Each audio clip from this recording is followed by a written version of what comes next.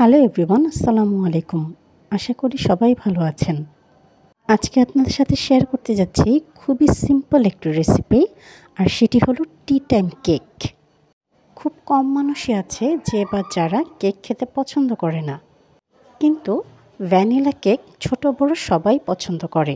আর সকালে চায়ের সাথে বা বিকেলে চায়ের সাথে নাস্তাতে খুবই ভালো হয় খেতে। আমি এখানে নিয়েছি 1.5 কাপ ময়দা, 1 কাপ চিনি, 3টি ডিম, মোরব্বা, vanilla essence, baking powder, baking soda, powder milk আর কিছু কিশমিশ। প্রথমে একটি স্ট্রেনারে আমি সব ময়দাগুলি দিয়ে দিচ্ছি।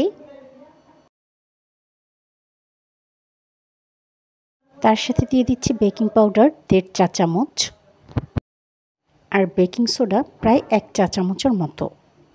পাউডার মিল্ক আমি এখানে নিয়েছি 1 টেবিল চামচ আর খুবই সামান্য পরিমাণে লবণ। এবার এই সব উপকরণগুলো আমি খুব ভালো করে চেলে নিচ্ছি। Please do subscribe my channel and press the bell icon, তাহলে সবার আগে নোটিফিকেশনটি আপনার কাছে যাবে আর আপনি সবার আগে ভিডিওটি দেখতে পাবেন। এখানে আমি ডিমের সাথে 1 কাপ পরিমাণে চিনি মিক্স করে নিচ্ছি আর তার সাথে দিয়ে দিচ্ছি 2 টেবিল চামচ ভ্যানিলা এসেন্স আর তার সাথে 1/4 কাপ কুকিং অয়েল। এবারে সব উপকরণগুলো খুব ভালো করে আমি একটি বিটারের সাহায্যে বিট করে নিচ্ছি।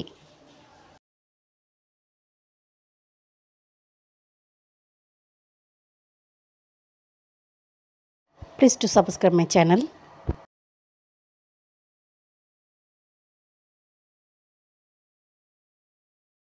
পাঁচ থেকে 7 মিনিট বিট করার পরে আমার ডিমের এই মিশ্রণটি এই পজিশনে চলে এসেছে। এবার এখানে আমি 3 থেকে 4 drop yellow food colour use করেছি। এটা রেড ম্যানের ফুড কালার ছিল। এবার আমি বিট করে নিচ্ছি ততক্ষণ যতক্ষণ না পর্যন্ত সুন্দর করে কালারটা মিক্স হয়ে যাচ্ছে। এবার এই মিশ্রণটির মধ্যে আমি অল্প অল্প করে ময়দা দিয়ে দিব আর কাট অ্যান্ড ফোল্ড মেথডে মিক্স করে নিব।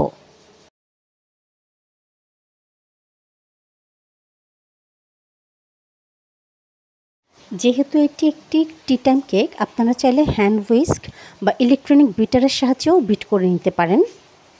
তাতে করে কেকের টেস্ট বা টেক্সচারে কোনো রকম কোনো হেরফের হবে না। এবার আমি বাকি ময়দাগুলিও মিশিয়ে নিচ্ছি।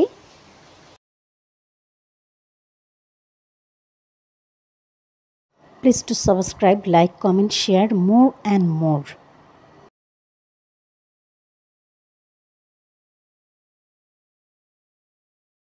আমি এখানে একটি 2 পাউন্ডের কেক টিন ইউজ করেছি আর ব্যাটারটি ঢালার আগে আমি কেক টিনটি খুব ভালো করে অয়েল দিয়ে ব্রাশ করে নিয়েছি। ব্যাটারটা ঢালার পরে অবশ্যই কেক টিনটি ট্যাপ করে দিবেন, তাতে করে বাবলসগুলো বের হয়ে যাবে। আমি এখানে ইউজ করেছি ক্যান্ডিড ফ্রুট বা মোরব্বা।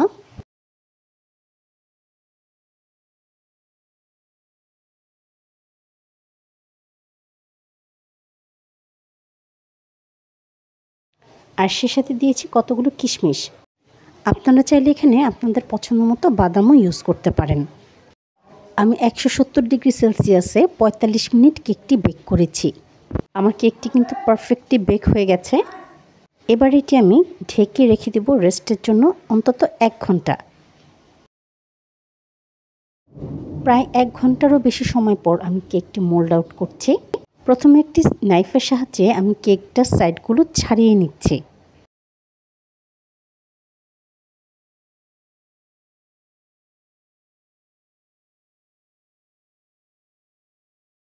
খুব ইজিলি কিন্তু আমার কেকটি মোল্ড আউট হয়ে গেছে এবং নিচের অংশটা দেখতে পাচ্ছেন কোনো রকম কোনো পোড়া লাগেনি।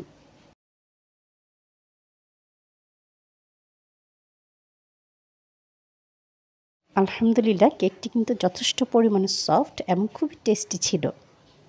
আপনারা কেকটি তখনই কাটবেন যখন কেকটি পুরোপুরিভাবে ঠান্ডা হয়ে যাবে। আর কেক কাটার জন্য খুবই ভালো হয় যদি আপনারা কোনো সেরেটেড নাইফ ইউজ করেন।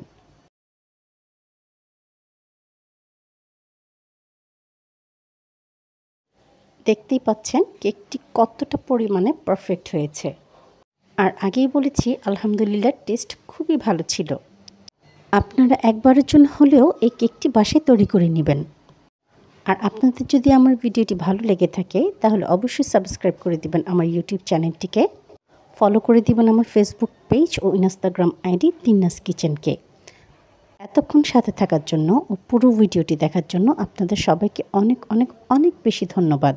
ইনশাল্লাহ দেখা হবে পরের কোনো নতুন ভিডিওর সাথে, ততক্ষণ সঙ্গেই থাকুন। সবাই সুস্থ থাকুন, ভালো থাকুন, আল্লাহ হাফেজ।